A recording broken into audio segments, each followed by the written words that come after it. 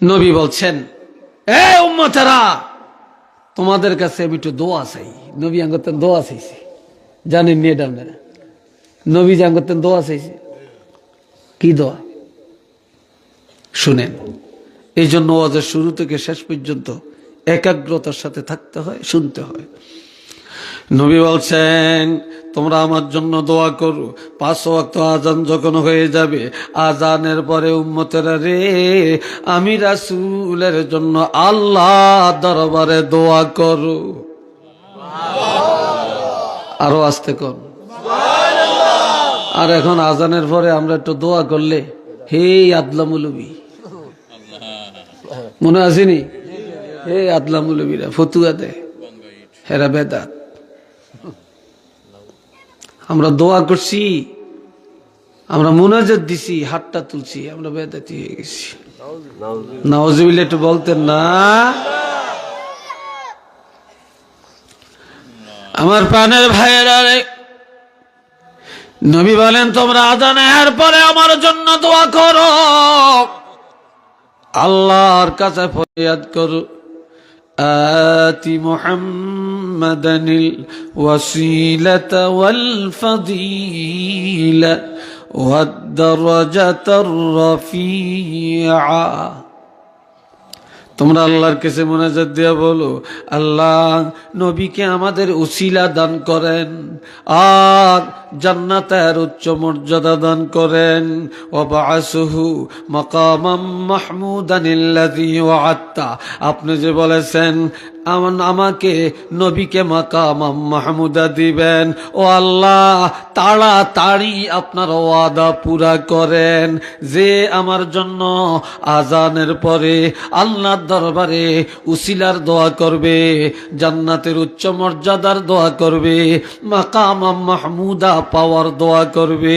আমি রাসূল ঘোষণা দিলাম, হাল্লাত লাহু শাফাআতি, আমার সুপারিশ আমার সেই উম্মতের জন্য ওয়াজিব হয়ে যাবে।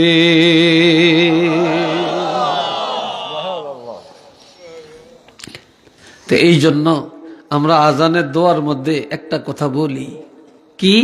ওয়ারযুকনা শাফাআতাহু ইয়াওমাল কিয়ামা। কন্না ওয়ারযুকনা শাফাআতাহু ইয়াওমাল কিয়ামা।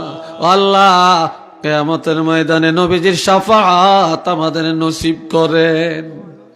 কথাটা ভালো না খারাপ? নবীর সুপারিশ আমরা চাইছি আল্লাহর কাছে, কয় এইটা বলে চাইতে হতো না, কয় যারা নবীর সুপারিশ চায়, কয় এরা বেদাতি। আর একটু জোরে কন নাউজুবিল্লাহ। যাইবেন কুনমি, যাইবেন কুনমি। আল্লাহ, এই অন্যরা কথা কই না, কথা কই না আল্লাহ। তো এই জন্য আমরা নবীর শাফাত আমাদের লাগবে, নবীর সুপারিশ আমরা চিরদিন আমরা চেয়েই যাব, আমরা এটা বাদ দিতাম না। কি কোন আপনারা বাদ দিবেন? চাইবেন? হ্যাঁ, আল্লাহ কবুল করেন। সবাই কোন আমিন। আর একবার বলেন আমিন। মুহাব্বতে বলেন আল্লাহুম্মা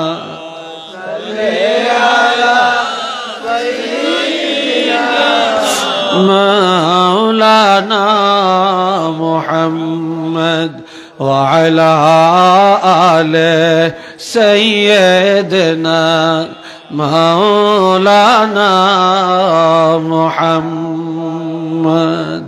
সবাই বলেন মারহাবা। কথা শেষ করে আনছি, মুনাজাত দিয়ে দিই, দিতাম না? কি করতাম? হ্যাঁ, ঘুমাইতেন না? খাইয়াতে আইসেন তারে খাওয়াইতেন না? মাশাআল্লাহ, মোহব্বত থাকলে এরকমই কয়। আল্লাহ কবুল করুক, কোন আমিন। আর একটু জোরে কোন আমিন। যাক, আর অল্প একটু সময় দিবেন তো? কি লাগতো না রেখেছে আল্লাহ। এ ভাইয়েরা আমার আল্লাহ নবীরে কেমন ভালোবেসেছেন। আমার আল্লাহ ঘোষণা দেন ওয়াদ-দুহা ওয়াল-লাইলি ইযা সাজা মা ওয়াদ্দা'আকা রাব্বুকা ওয়া মা ক্বালা।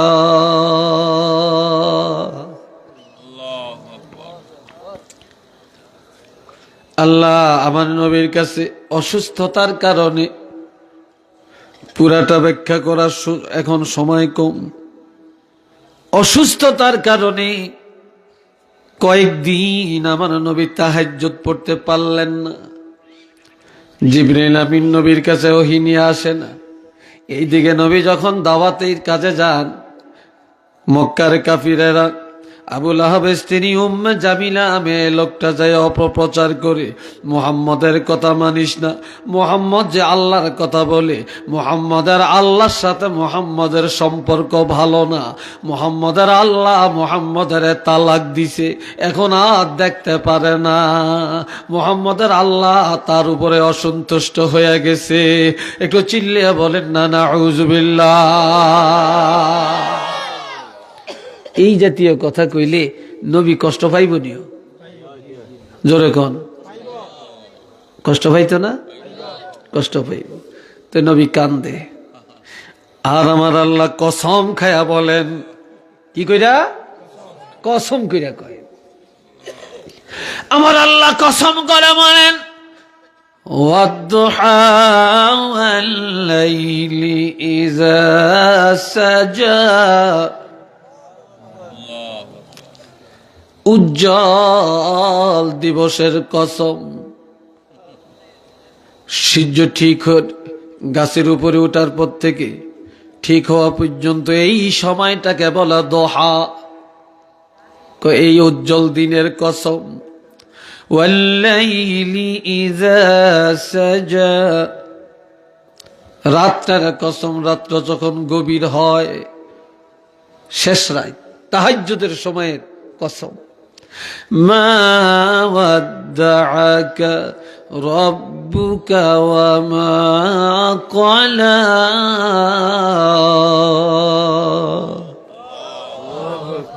হাবিব আপনার প্রভু রব্বুল আলামিন আপনাকে ত্যাগ করেন না, আপনাকে তালাক দেন না, আপনাকে ছেড়ে দেন না, আপনার উপরে অসন্তুষ্ট না।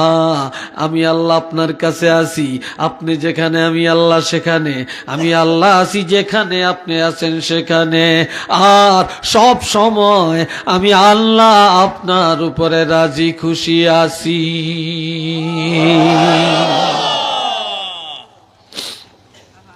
আমি আপনার উপরে সব সময় আছি। এখন আল্লাহ আরো বলেন আলাম নাশরাহ লাকা সাদরাক ওয়া ওয়াদা'না আনকা ওয়িজরাক আল্লাযী আনকাযা যাহরাক ওয়া রাফা'না লাকা যিকরাক। আল্লাহু আকবার। আর একটু আস্তে কোন আমার আল্লাহ, আমি আপনার আলোচনা, আমি আপনার সম্মান, আমি আপনার নামের উচ্চারণ সর্বত্র বিরাজমান করলাম, উচ্চাসনে আসীন করলাম, সর্বোচ্চ স্থানে আপনার নাম আমি আল্লাহ বসাইলাম, আপনার আলোচনাকে আমি সমুচ্চ করলাম। এক কথায় যত জায়গায় আমি আল্লাহর আলোচনা, তত জায়গায় আপনার আলোচনা সেটিং করলাম। আমি যত জায়গায় আপনাকে তত জায়গায় রাখলাম। হাবিব আমি আল্লাহ আছি কোরআনে, আপনার রাখছি কোরআনে। আমি আল্লাহ আছি আসমানি কিতাবে, আপনাকেও রেখেছি আসমানি কিতাবে। আমি আল্লাহ আছি আজানে, আপনারাও রাখছি আজানে। আমি আল্লাহ আছি একামতে, আপনারাও রাখছি একামতে। আমি আল্লাহ আছি জানাজায়, আপনারাও রাখছি জানাজায়। আমি আল্লাহ আছি ঈদের নামাজে, আপনারাও রেখেছি ঈদের নামাজে। আমি আল্লাহ আছি কবরে, আপনারাও রাখছি কবরে। আমি আল্লাহ হাসরে, আপনারাও রাখছি রাখছি হাসরে, আমি আল্লাহ আরশে আজিমে, আপনারাও আনছি আমার আরশে আজিমে। আপনি কেন মনো কষ্ট নিবেন? আমি আল্লাহ যত জায়গায় আপনার ইজ্জত বাড়িয়ে দিলাম তত জায়গা।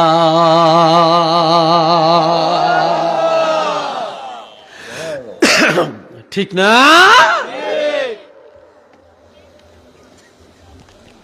আল্লাহ এরপরে আসেন বাবাজিরা রে আমার, আমার আল্লাহ বলেন আতিউল্লাহ, তোমরা আল্লাহকে মানো, ওয়া আতিউর রাসূল, রাসূলের মানো, ওয়া উলিল আমরি মিনকুম, তোমাদের মধ্যে যারা ওলি আল্লাহ তাদেরকেও মানো। এই যুগে কয় ওলি আল্লাহ কিসের? পিসা বাবার কি, মুরিদ আবার কি, পীর মুরিদে সেরেক, নাউজুবিল্লাহ বলতেন না? আর একটু জোরে বলেন না? আমার ভাইয়েরা, আল্লাহ নবী মানে যারা, আল্লাহ মানে তারা, ওলি মানে যারা, নবীও মানে তারা। ওলি আল্লাহ যারা মানে না তারা নবীও মানে না, তারা আল্লাহও মানে না। কথা ঠিক কিনা বলেন? আমার আল্লাহ বলেন তোমরা আল্লাহরে মানো, তোমরা নবীরে মানো, ওলি আল্লাহদেরকে মানো, মাযহাবের ইমামদেরকে মানো। এই যুগে আবার বলে মাযহাব আবার কি? ইমাম আবু হানিফা কি, ইমাম শাফি কি মানে না, মাযহাব বোঝে না, মাযহাবের বাহিরে চলার ক্ষমতা কারো নাই। যারা মাযহাব মানে না তারা ইসলাম মানে না, যারা মাযহাব মানে না তারা শরীয়ত মানে না, তারা যা মানে সব তাদের মন গড়া। কথা কি কিনা বলেন?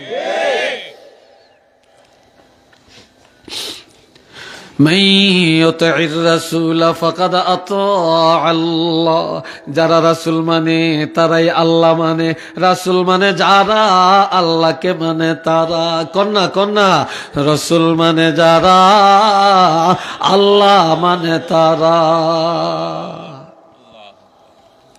এই জন্য আমার নবী বলেন قال رسول الله صلى الله عليه وسلم كل উম্মতি ইয়াদখুলুনাল জান্নাহ, আমার উম্মতরা সব জান্নাতে যাবে, ইল্লা মান আবা, তবে আমাকে যারা মানে না, যারা অস্বীকার করছে তারা জান্নাতে যাবে না। ডাইরেক্ট ডাইরেক্ট আমার উম্মতরা সব জান্নাতে যাবে, কিন্তু যারা আমাকে অস্বীকার করে তারা জান্নাতের গ্রাণ পাবে না, পাবে না। সাহাবায়ে কেরামের পক্ষ থেকে প্রশ্ন করা হলো, ইয়া রাসূলুল্লাহ কিলা মান আবা, অস্বীকারী কারা? ক্বালা মান আতাআনি দাখালাল জান্নাহ, নবী বলেন যে আমাকে মানে, যে আমাকে মহব্বত করে, যে আমার আনুগত্য করে সে জান্নাতে যাবে। ওমান আসানি ফাকাদ আবা, আর যারা আমাকে অস্বীকার করেছে তারাই হলো আবার দল, অস্বীকারীর দল, তারা জান্নাতে যাবে না, তাদের ঠিকানা জাহান্নাম।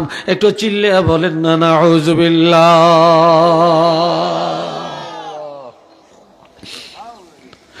وقال رسول الله صلى الله عليه وسلم মান তারাকা সুন্নতি ফালাইসা মিন্নি, কয় যে আমার সুন্নতকে, আমার আদর্শকে অমান্য করে সে আমার উম্মত না। আরেক হাদিসে রাসূল বলেন মান আহিয়া সুন্নতি ফাকাদ আহিয়ানি, কয় যে আমার সুন্নতের দুনিয়াতে জিন্দা করলো সে যেন আমাকে তার কাছে জিন্দা রাখলো। সুবহানাল্লাহ বলতেন না?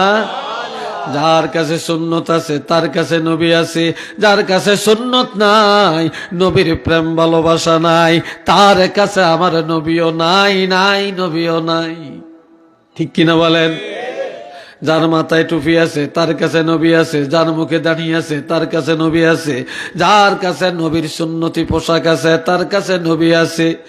আমার ভাইয়েরা, যার মধ্যে সুন্নত নাই তার মধ্যে নবী নাই, যার মধ্যে সুন্নত নাই তার মধ্যে শয়তান আছে। কথা ঠিক কিনা বলে? এই জন্য আমার নবী বলেন, قال رسول الله صلى الله عليه وسلم من احب سنتي فقد احبني, যে আমার সুন্নতকে ভালোবাসে সে আমাকে ভালোবাসে। আর ওমান আহাব্বানি কানা মাই ফিল জান্নাহ, যে আমাকে ভালোবাসে সে আমি রাসূলের সাথে জান্নাতে যাবে। আমার নবীর সাথে আমরা জান্নাতে যাইতে চাই কিনা? একটু জোরে বলেন, কারা কারা জান্নাতে যাইতে চাই? একটু হাতটা তুলে দেখায়। নারায়ে তাকবীর, নারায়ে তাকবীর, নারায়ে রিসালাত। আল্লাহ কবুল করেন, উচ্চ আওয়াজে বলেন আমিন। মহব্বতে পড়েন আল্লাহুম্মা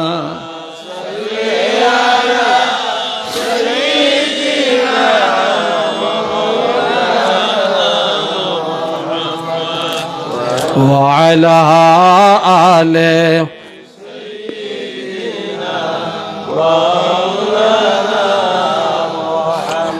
এ জগতে নবীজির জন্য যাদের মায়া লাগে না,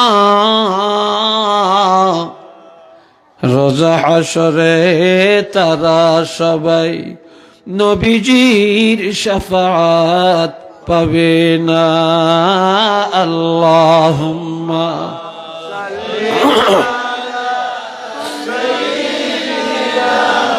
মাওলানা মুহাম্মদ ওয়া আলা আলে সাইয়্যিদিনা।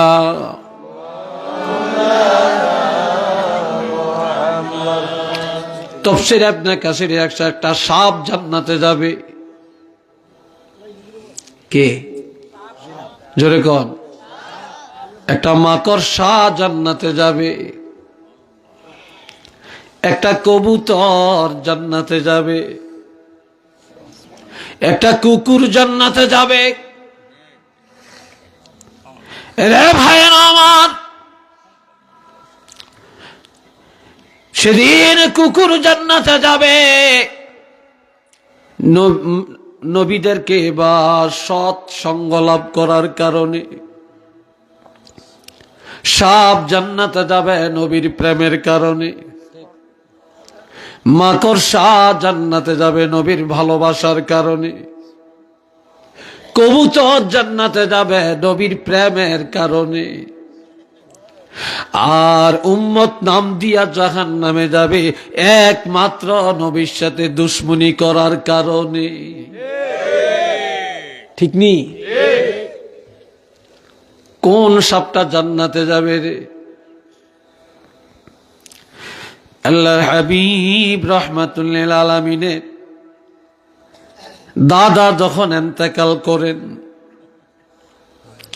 দাদার ইন্তেকালের পর এর আগে মা হারাইলেন, বাপ হারাইলেন, চাচা হারাইলেন।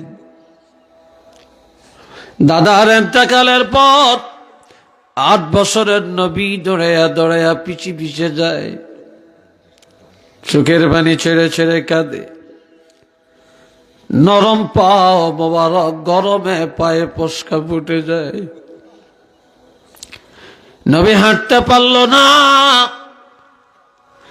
দাদার লাশটা পাঞ্জা করে ধরে কাঁদে আর বলে, দাদা আমি মুহাম্মাদুর রাসূলুল্লাহকে কার হাতে রেখে যান?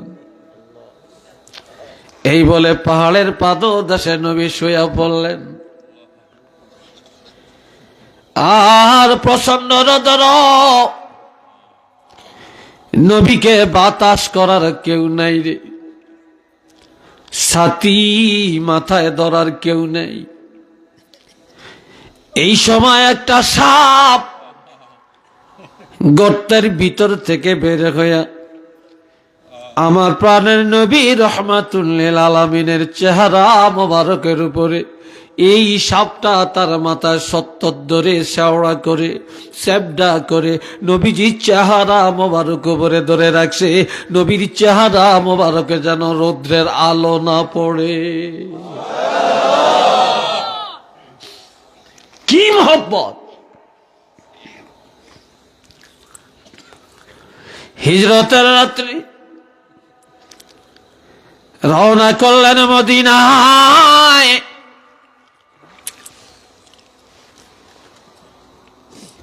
গারে সোরের মধ্যে গিয়ে নবী আশ্রয় নিলেন।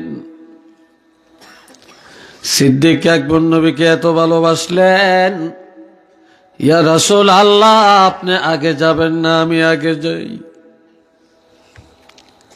গর্তের ভিতরে সাপ থাকতে পারে, আমি আবু বকরের জীবদ্দশায় যদি আপনাকে সাপে দংশন করে আল্লাহর কাছে আমি কি জবাব দিব? সিদ্দিক আকবর গর্তে ঢুকে পড়লেন, আমার নবীও গর্তে ঢুকলেন। নবীজি সিদ্দিক আকবর রাদিয়াল্লাহু উরুর উপরে, রানের উপরে মাথা মোবারক রেখে ঘুমায়। এই সময় নজর করে দেখে গর্তের ভিতরে সাপের গাঁড়া, আর আমার নবীকে সাপে দংশন করবে এই মনের অভিপ্রায় সিদ্দিক আকবরের গায়ের জামা চাদরটা ছিঁড়ে ছিঁড়ে গর্তের মুখগুলো মেরে দেয়।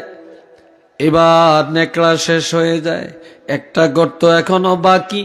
ওই গর্তের মুখে হযরত আবু বকর পায়ের গোড়ালি দিয়া ওই গর্তটা মেরে দেয়। আর ওই গর্তের ভিতরে ছিল সাপ। সিদ্দিক আকবরকে একটা নয়, দুইটা নয়, 90টা কামড় দিয়েছে।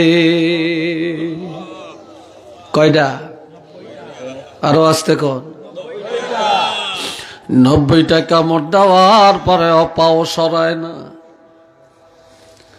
পুরা শরীরে কালো বিবর্ণ বিষাক্ত।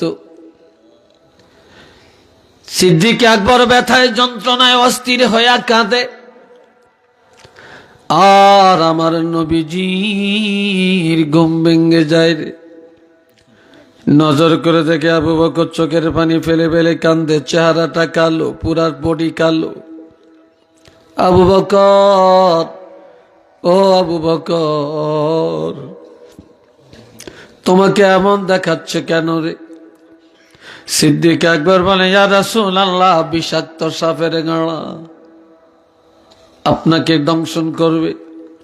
আমার জীবদ্দশায় আমি এটা কিভাবে মেনে নিব গো?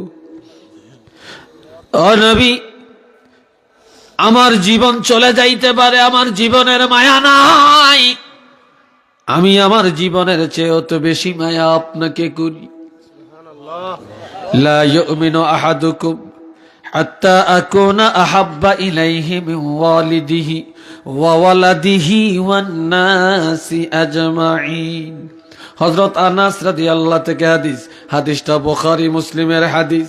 আল্লাহর হাবিব ইরশাদ করেন, তোমাদের মধ্যে কেউ ঈমানদার হতে পারবে না, পারবে না, পারবে না যতক্ষণ পর্যন্ত আমি রাসূলুল্লাহ তার পিতামাতা, সন্তানাদি, টাকা পয়সা, ধন দৌলত, দুনিয়ার সব কিছু থেকে আমি বেশি প্রিয় না হব, বেশি মহব্বত আমাকে না করবে, ততক্ষণ পর্যন্ত ঈমানদার হতে পারবে না। তাহলে ঈমানদার হওয়ার জন্যে শর্ত হলো আমার নবীর ভালোবাসা। একটু চিল্লে বলেন না সুবহানাল্লাহ।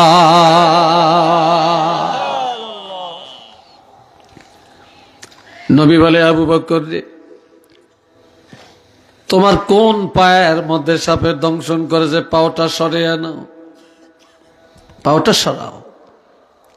যখন পাওটা সরালো, আমার প্রাণের নবীজি শাহাদাত অঙ্গুলি মুবারকের মাথা দিয়ে নবীজির জিহ্বা মুবারকের মাথা থেকে একটু লালা লাগায়া সাথে সাথে সিদ্দিক আকবরকে পায়ের যেখানে সাপে দংশন করে ওই জায়গার মধ্যে যখন আমার নবীর লালা মোবারক লাগিয়া দেয়, সাথে সাথে সাপের বিষ দূর হইয়া যায়। হযরত আবু বকর সিদ্দিক সুস্থ হইয়া যায়। এই জন্য মাদারিজুন নবুওয়াত কিতাবের মধ্যে আছে, আমার নবীর জীবনের সবকিছু মুআজিজা, নবীর নজরে মুআজিজা, নবীর কথার মধ্যে মুআজিজা, নবীর কান মোবারকে মুআজিজা, নবীর ঘাম মোবারকে মুআজিজা, নবীর থুতু মোবারকে মুআজিজা, নবীর লালা মোবারক মুআজিজা, নবীর পশম মোবারকে মুআজিজা, নবীর দাড়ি মোবারক মুআজিজা, নবীর চুল মোবারক মুআজিজা, নবীর হাত মোবারক মুআজিজা, নবীর অঙ্গুলি মোবারকে মুআজিজা। আমার নবীর ঘুম একটা মুআজিজা, নবীর পায়খানা মোবারক, পেশাব মোবারক মুআজিজা, নবীর থুতুর মধ্যে মুআজিজা, নবীর বিবাহ একটা মুআজিজা, নবীর রাজনীতি একটা মুআজিজা।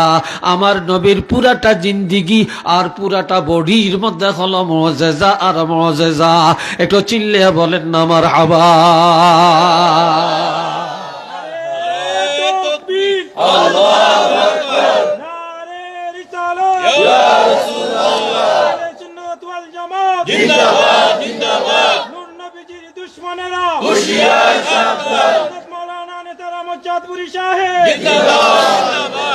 সাপটা বের হয়ে আসছে, সাপটা বের হইয়া আমার প্রাণের নবী রহমাতুল লিল আলামিনের দিকে তাকায়া ওই সাপটার জবান খুলে যায়। সাপটা বলে আসসালাতু আসসালামু আলাইকা ইয়া রাসূলুল্লাহ। কন্যা কন্যা আসসালাতু আসসালামু আলাইকা ইয়া রাসূলুল্লাহ, আসসালাতু আসসালামু আলাইকা ইয়া হাবিবাল্লাহ, আসসালাতু আসসালামু আলাইকা ইয়া শাফিআল মুযনিবিন, আসসালাতু আসসালামু আলাইকা ইয়া রাহমাতাল লিল আলামিন। সাপ বলে ইয়া রাসূলুল্লাহ, নবী গো আমি মুসা কালিমুল্লাহর জমানার সাপ। আরেকটু জোরে কন্যা, কোন জমানা? আমি মুসা কালিমুল্লাহর জমানার সাপ, ঈসা রূহুল্লাহর জমানার সাপ। আমি তাওরীতে আর ইনজিলে নবীরা পড়েছে যে আখিরি জমানার নবী রহমাতুল লিল আলামিন মক্কা থেকে হিজরত করে মদিনায় যাবে। আর নবী যখন হিজরত করবে তখন আপনি এই পাহাড়ে আশ্রয় নেবেন, এটা তাওরীতে আছে। তখন থেকে আমি এই পাহাড়ের মধ্যে আশ্রয় নিয়েছি। আপনি এখান দিয়ে আসবেন, এখানে আশ্রয় নেবেন, আমি আপনার চেহারা মোবারক তাকাবো, বরকত হাসিল করব। কিন্তু হযরত আবু বকর আমাকে আপনার দর্শনে বাধা দেয়, দেখতে দেয় না। এই জন্য আমি দুশ্মনী করে তাকে দংশন করি না। আমি সিদ্দিক আকবরকে বারবার ঠোকর মেরেছি, বারবার ঠোকর মেরেছি যে আবু বকর রে তুমি পাওটা সরে আনাও, আল্লাহর হাবিবের মোহব্বতে নজর করার সুযোগ দিয়ে দাও। ওই সাপটা এই জন্য তাফসীরে ইবনে কাসিরে আসছে, আল্লাহর হাবিবকে ভালোবাসার কারণে এই সাপটা জান্নাতে যাবে।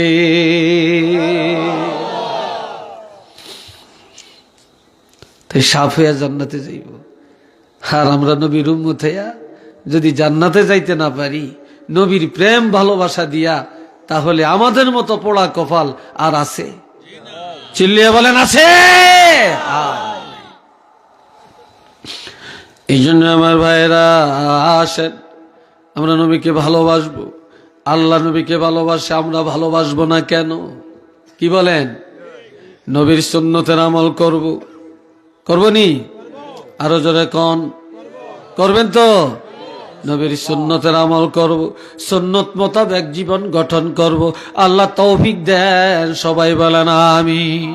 আসেন এবার নবীর প্রেমে মায়া ভরা মন দিয়ে দাঁড়াইয়া সালাম দেই, ইয়া নবী।